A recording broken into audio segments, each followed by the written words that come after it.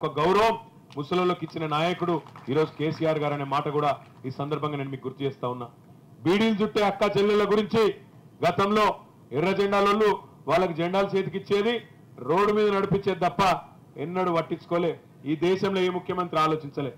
మొట్టమొదటిసారి బీడీలు చుట్టే అక్క చెల్లెళ్లకు 4 లక్షల మందికి 1000 రూపాయల పెన్షన్ ఇచ్చిన నాయకుడు కేసీఆర్ గారు. మరి మీకు ఇంకొక వార్త కూడా ఉన్నది.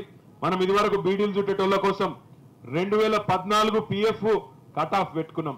కానీ ముఖ్యమంత్రి గారు విచారించి మరికొంతమందికి ఇచ్చిన తప్పులేదని ఆలోచించి 2018 దాకా ఆ సమయం కూడా పెంచుకున్నాం. దానివల్ల కూడా మరింత మందికి బీడీలు చుట్టే అక్క చెల్లెలకు కూడా పెన్షన్లు వస్తాయని చెప్పి కూడా నేను మీకు ఈ సందర్భంగా విజ్ఞప్తి చేస్తా ఉన్నా. అన్ని బాగా చేసుకున్నాం. ఒక్క విషయంలో మాత్రం కొంత లోటున్న మాట వాస్తవం. ఈ డబుల్ బెడ్రూమ్ ఇల్లు మనం ఏమనుకున్నామంటే కాలనీలు కడదాం, ఊరూరికి జాగా తీసుకుందాం, ఎకరమో 2 ఎకరాలు 3 ఎకరాలు తీసుకుందాం, తీసుకొని ఎన్ని ఇండ్లు అవసరం పడితే అన్ని ఇండ్లు కట్టిద్దాం అనుకున్నాం. కానీ అనుకున్నంత వేగంగా అది జరగలేదు. చాలా ఊళ్ళలో జాగా దొరకలేదు. జాగా దొరికినా కాంట్రాక్టర్లు ముందుకు రాలేదు. అందుకే ఇది జాగ్రత్త తగినాల మీరు. అందుకే ఒక నిర్ణయం తీసుకున్నాం. ఈసారి కేసీఆర్ గారు గెలిచి తిరిగి ముఖ్యమంత్రి కాగానే పేదవాడికి ఎక్కడ జాగా ఉంటే అక్కడనే 5 లక్షల రూపాయలు ఇవ్వబోతా ఉన్నాం.